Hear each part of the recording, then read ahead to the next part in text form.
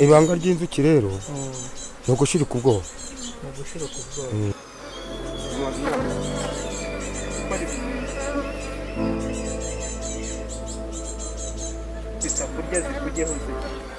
Mwami w'inzuki mu Rwanda hose kandi aho ngiye hose ndazambara. The honeybee is the only swarm ever domesticated, but we are still unraveling mysteries of much of their behaviors. For those who understands swarm's inner mind, it's possible to control bees in a way that is quite extraordinary. Bees are summoned by a secret signal, one that causes them to act with a single mind.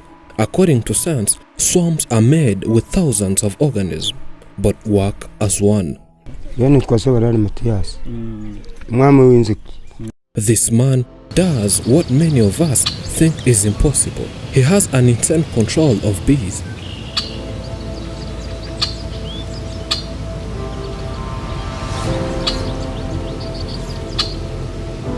He commands these bees to do whatever he wants. He can take them anywhere in the world.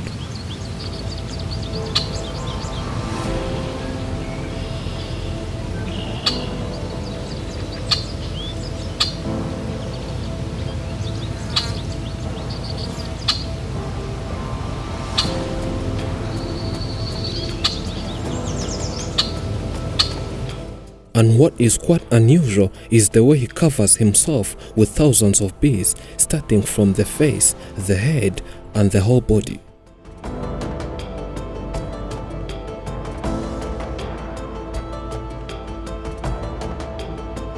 One of the most extraordinary things a man can do is covering themselves with swarms of bees.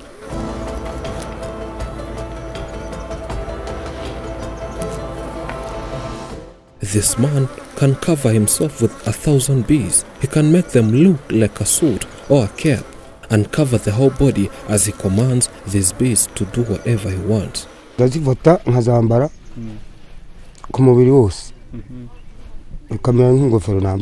He just believes man has dominion over everything.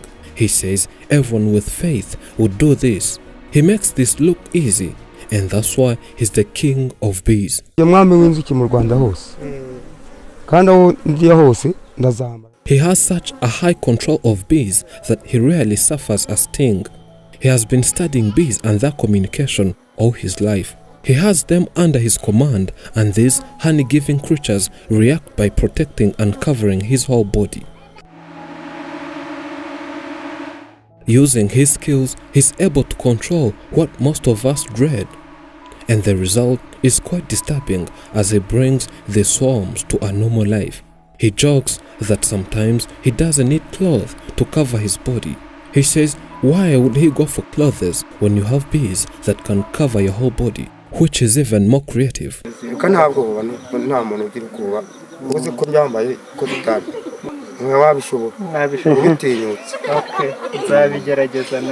He can take these bees anywhere and cover a big distance of more than 100 kilometers, wearing them as he says. When carrying these thousands and thousands of bees on himself, he's sure that they cannot sting or harm anyone in one way or the other. These bees respect and work on his orders. That's why they cannot harm anyone.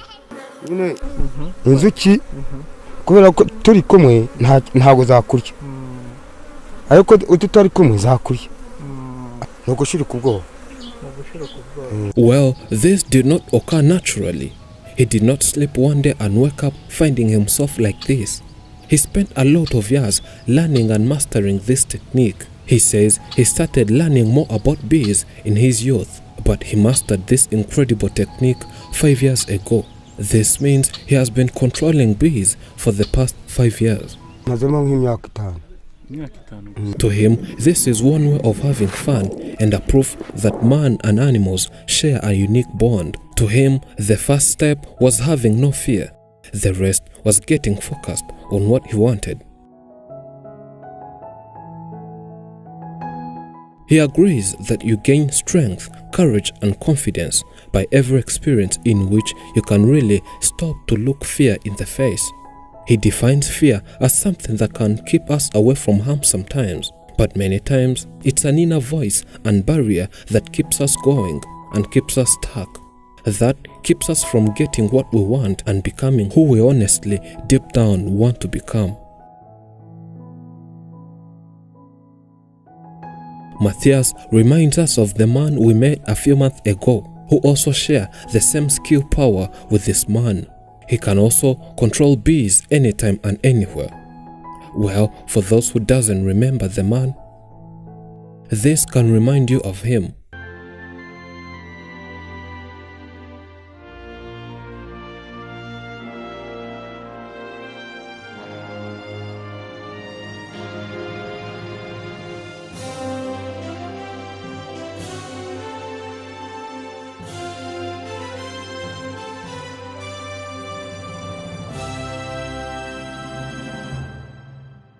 nkaba ndi umwami w'inzuki.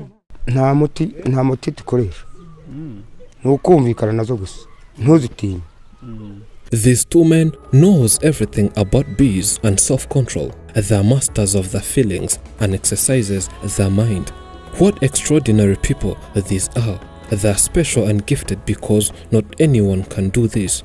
It's incredibly amazing and beyond imagination how one can control such a force of nature.